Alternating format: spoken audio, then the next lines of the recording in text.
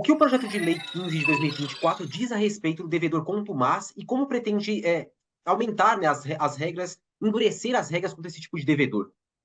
Primeiro, o Brasil precisa ter uma compreensão muito clara do prejuízo que nós temos por causa da fraude fiscal, né? Há um ambiente de sonegação, há um ambiente de evasão fiscal e isso precisa ser diminuído. Diminuído, por um lado, pelo aumento da fiscalização, e aí acho que a reforma tributária vai ser importante, porque ela vai unificar os impostos e vai diminuir a capacidade de você fazer jogo de nota, porque vai estar unificado em todos os estados. E, por outro lado, também a simples sonegação. É o devedor que não paga os impostos. Então, diante disso, se criou alguns critérios de identificação. O primeiro, o volume que vai ser priorizado na lei, que é um débito superior a 15 milhões de reais. O segundo, a característica principal do devedor quanto mais, são empresas com capital social pequeno, né? Porque com capital social pequeno fica mais fácil você ter um menor grau de responsabilidade sobre o débito. O terceiro, que as pessoas físicas responsáveis por essas empresas muitas vezes também não têm patrimônio e às vezes é laranja mesmo e também você tem como identificá-las. E quarto é a repetência com relação à prática da não sonegação, da sonegação e do não pagamento. Então, acho que são características importantes.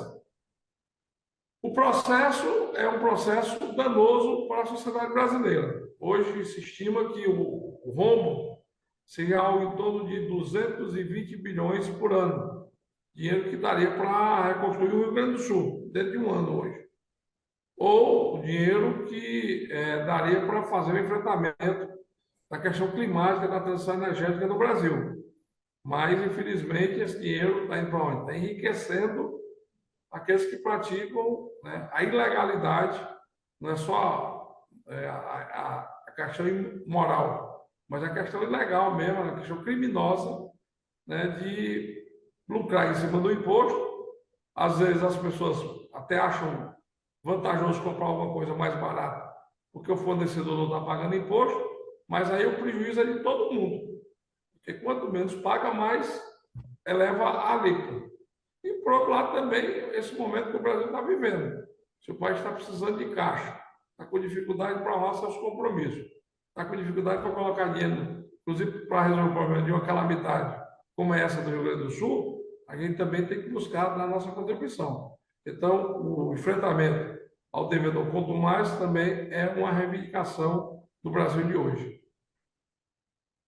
E, no caso, o que o projeto prevê, né, para endurecer a regra contra esse devedor contumaz? Ele não só classifica, né, o devedor, ele não indica quais são os critérios, né, para definição, mas, além disso, o que ele faz em relação a esse devedor? Aí, no que diz respeito à execução penal do que está na lei, vai desde a questão criminal da condição coercitiva até o fechamento da empresa e a apropriação dos valores que a empresa tem, né? O capital que ela tem, o patrimônio que ela tem, em função da honrabilidade dos compromissos junto ao fisco. Então, hoje está muito solto essa questão. Já no passado já tinha, né, a possibilidade de fazer, inclusive, a prisão coercitiva dos devedores. Hoje isso ficou sem referência jurídica. E o que a lei busca dar é exatamente uma referência jurídica para culpar criminalmente aqueles que estão roubando do conjunto da sociedade. Entendi. E o senhor pretende fazer alguma modificação nesse trecho do projeto? Talvez colocar mais características em relação à definição do devedor contumaz? Ou da forma como o governo enviou está positivo para o senhor? Eu acho que começamos agora o trabalho, fizemos as duas primeiras audiências públicas, vou ter algumas audiências públicas, inclusive dos estados, né, ouvindo principalmente os empresários, né, e aí a gente sabe que tem um grupo que quer agir corretamente para dar competitividade ao produto nacional e contribuir para as ações que o país precisa, e tem outros que querem o enriquecimento do patrimônio. Então, debatendo com esses atores, é que nós vamos poder, inclusive, encontrar quais são as modificações que poderão ser feitas e quais são as prioridades com relação tanto ao objeto, né, a característica do objeto do crime, como também da própria punição que vai ser dada a esse infrator. Então, é um debate que está se iniciando e espero eu que a gente possa concluí-lo até o final do semestre. Isso que eu ia perguntar, deputado, se tem alguma previsão, porque o projeto, inclusive, ele é até mais amplo, né? Ele trata ali não só do devedor contumaz, mas também cria programas, né, relacionados à cobrança de tributos, também fala sobre os benefícios fiscais, né, para empresas.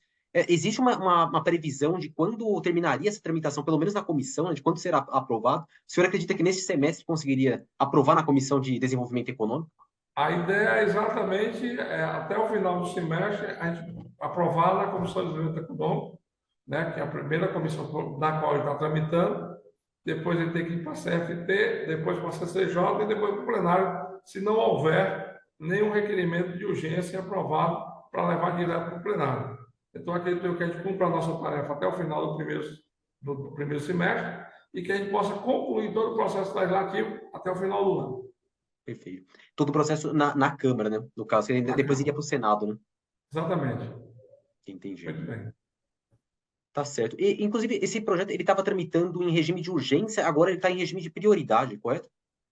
O governo tinha colocado, inclusive, em regime de urgência, mas aí ia trancar a pauta, não tinha ainda uma visão consensuada de como se daria a construção desse relatório, e aí o presidente da Casa resolveu colocar pelo trâmite normal, né, exatamente começando pela Comissão de Desenvolvimento Econômico, e o governo retirou a urgência, porque, na visão do governo, também era muito importante para reforçar o caixa da União.